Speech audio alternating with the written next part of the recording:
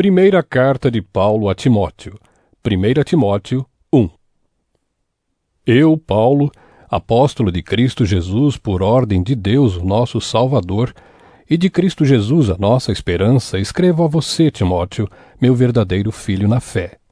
Que a graça, a misericórdia e a paz de Deus, o Pai, e de Cristo Jesus, o nosso Senhor, estejam com você. Peço que você continue na cidade de Éfeso, como já pedi quando estava indo para a província da Macedônia. Existem aí nessa cidade alguns que estão ensinando doutrinas falsas, e você precisa fazer com que eles parem com isso. Diga a essa gente que deixe de lado as lendas e as longas listas de nomes de antepassados, pois essas coisas só produzem discussões. Elas não têm nada a ver com o plano de Deus, que é conhecido somente por meio da fé. Essa ordem está sendo dada a fim de que amemos uns aos outros com um amor que vem de um coração puro, de uma consciência limpa e de uma fé verdadeira. Alguns abandonaram essas coisas e se perderam em discussões inúteis.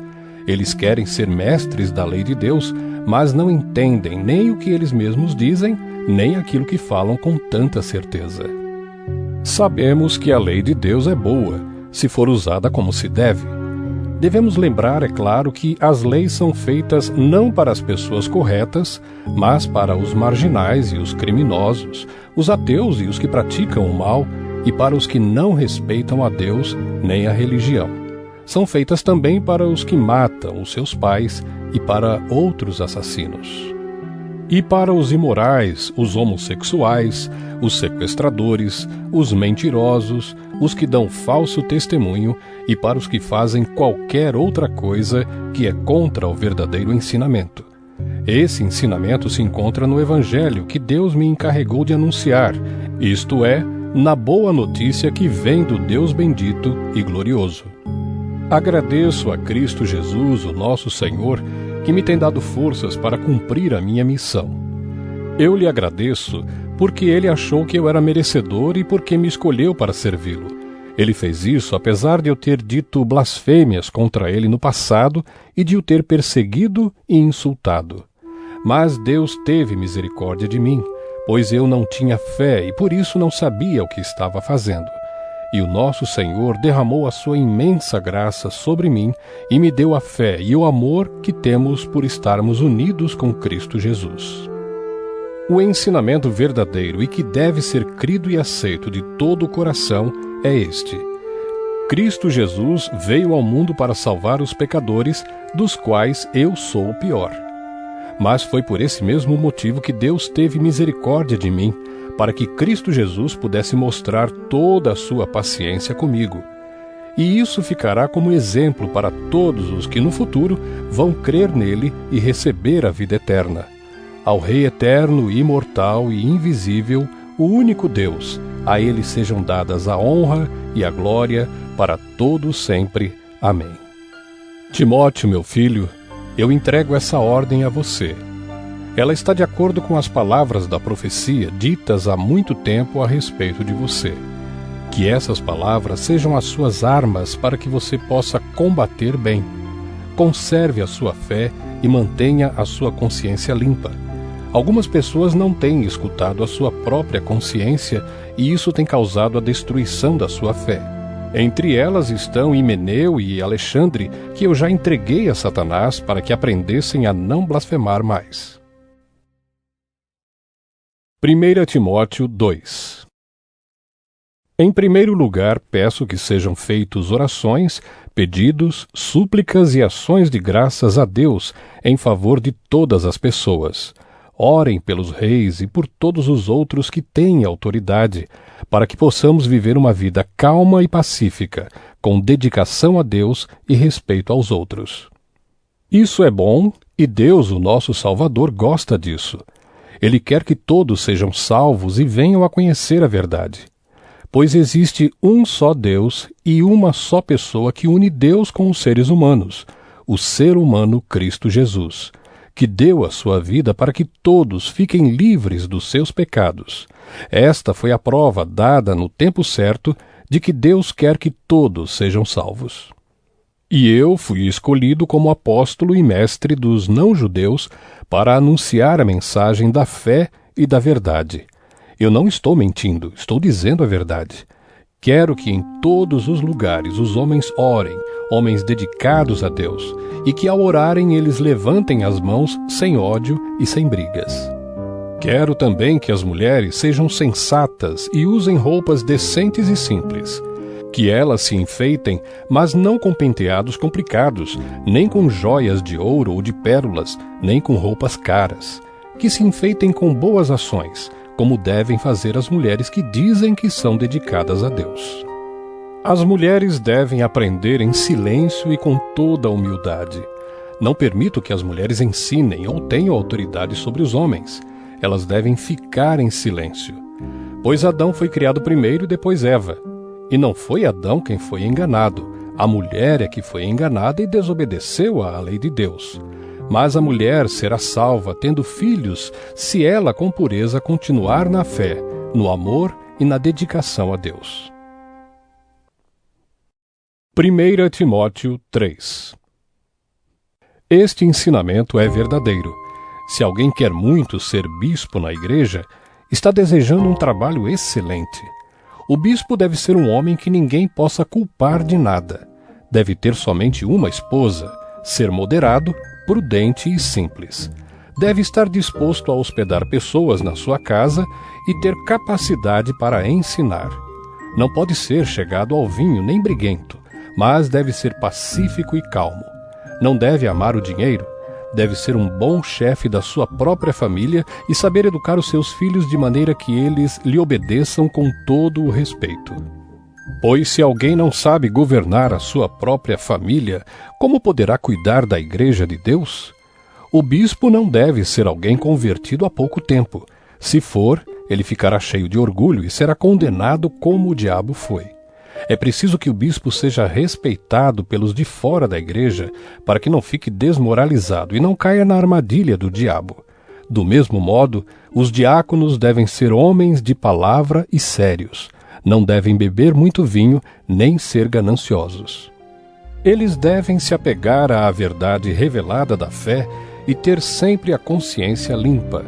Primeiro devem ser provados e depois, se forem aprovados, que sirvam à igreja. A esposa do diácono também deve ser respeitável e não deve ser faladeira.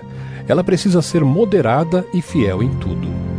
O diácono deve ter somente uma esposa e ser capaz de governar bem os seus filhos e toda a sua família, pois os diáconos que fazem um bom trabalho conquistam o respeito dos irmãos na fé e são capazes de falar com coragem sobre a sua fé em Cristo Jesus.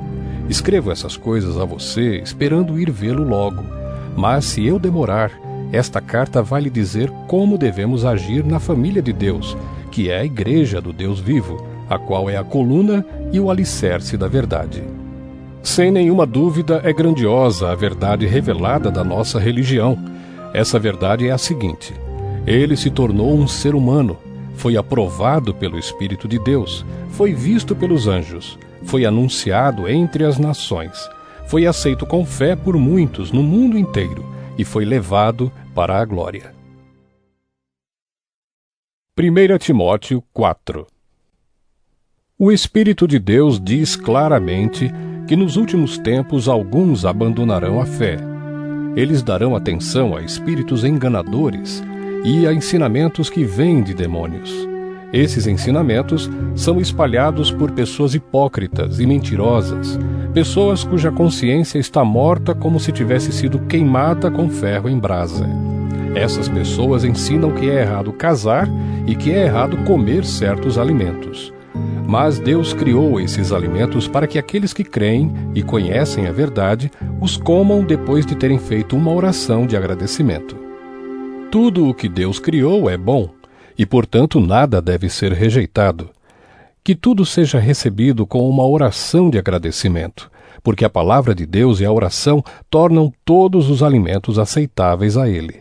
Se der esses conselhos aos irmãos na fé, você será um bom servo de Cristo Jesus, alimentando-se espiritualmente com as doutrinas da fé e com o verdadeiro ensinamento que você tem seguido. mas não tenha nada a ver com as lendas pagãs e tolas. Para progredir na vida cristã, faça sempre exercícios espirituais. Pois os exercícios físicos têm alguma utilidade, mas o exercício espiritual tem valor para tudo, porque o seu resultado é a vida, tanto agora como no futuro. Esse ensinamento é verdadeiro e deve ser crido e aceito de todo o coração. É por isso que lutamos e trabalhamos muito, pois temos posto a nossa esperança no Deus vivo, que é o Salvador de todos, especialmente dos que creem. Recomende e ensine estas coisas. Não deixe que ninguém o despreze por você ser jovem, mas para os que creem, seja um exemplo na maneira de falar, na maneira de agir, no amor, na fé e na pureza. Enquanto você espera a minha chegada, dedique-se à leitura em público das Escrituras Sagradas, à pregação do Evangelho e ao ensino cristão. Não se descuide do dom que você tem, que Deus lhe deu quando os profetas da igreja falaram e o grupo de presbíteros pôs as mãos sobre a sua cabeça para dedicá-lo ao serviço do Senhor. Pratique essas coisas e se dedique a elas a fim de que o seu progresso seja visto por todos. Cuide de você mesmo e tenha cuidado com o que ensina. Continue fazendo isso, pois assim você salvará tanto você mesmo como os que o escutam. 1 Timóteo 5. Não repreenda um homem mais velho, mas o aconselhe como se ele fosse o seu pai. Trate os homens mais jovens como irmãos, as mulheres idosas como mães e as mulheres jovens como irmãs com toda a pureza. Cuide das viúvas que não tenham ninguém para ajudá-las. Mas se alguma viúva tem filhos ou netos, são eles que devem primeiro aprender a cumprir os seus deveres religiosos, cuidando da sua própria família. Assim eles pagarão o que receberam dos seus pais e avós, pois Deus gosta disso. A verdadeira viúva, aquela que não tem ninguém para cuidar dela, põe a sua esperança em Deus e ora de dia e de noite, pedindo a ajuda dele. Porém, a viúva que se entrega ao prazer está morta em vida. Timóteo, mande que as viúvas façam o que eu aconselho, para que ninguém possa culpá-las de nada. Porém, aquele que não cuida dos seus parentes, especialmente dos da sua própria família, negou a fé e é pior do que os que não creem. Coloque na lista das viúvas somente a que tiver mais de 60 anos e que tiver casado uma vez só. Ela deve ser conhecida como uma mulher que sempre praticou boas ações, criou bem os filhos, hospedou pessoas na sua casa, prestou serviços humildes aos que pertencem ao povo de Deus, ajudou os necessitados, enfim, fez todo tipo de coisas boas. Mas não ponha na lista as viúvas mais jovens, porque quando seus desejos fazem com que queiram casar de novo, elas abandonam a Cristo. E assim, elas se tornam culpadas de quebrar a primeira promessa que fizeram a ele. Além disso, elas se acostumam a não fazer nada e a andar de casa em casa. E pior ainda, aprendem a ser mexeriqueiras, metendo-se em tudo e falando coisas que não devem. Por isso, eu quero que as viúvas mais novas casem, tenham filhos e cuidem da sua casa, para que os nossos inimigos não tenham motivos para falar mal de nós. Pois algumas viúvas já se desviaram e seguiram Satanás. Se alguma mulher cristã tem viúvas na sua família, ela deve ajudá-las. Que ela não ponha essa carga sobre a igreja, para que a igreja possa cuidar das viúvas que não tenham ninguém que as ajude. Os presbíteros que fazem um bom trabalho na igreja merecem pagamento em dobro, especialmente os que se esforçam na pregação do Evangelho e no ensino cristão, pois as Escrituras Sagradas dizem: não amarre a boca do boi quando ele estiver pisando o trigo. E dizem ainda: o trabalhador merece o seu salário. Não aceite nenhuma acusação contra qualquer presbítero, a não ser que ela seja feita por 2 testemunhas pelo menos. Repreenda publicamente os presbíteros que cometem pecados, para que os outros fiquem com medo. Na presença de Deus, de Cristo Jesus e dos santos anjos, eu peço e insisto no seguinte: em tudo que você fizer, obedeça a estas instruções. sem preconceito contra ninguém e sem favorecer nenhuma pessoa. Não tenha pressa de colocar as mãos sobre alguém para dedicá-lo ao serviço do Senhor. Não tome parte nos pecados dos outros. Conserve-se puro. Já que muitas vezes você tem ficado doente do estômago, não beba somente água, mas beba também um pouco de vinho. Os pecados de algumas pessoas podem ser vistos claramente, antes mesmo de elas serem julgadas, mas os pecados de outras pessoas só são vistos depois. Assim também as boas ações são vistas claramente e mesmo aquelas que são difíceis de ver não poderão ficar escondidas para sempre.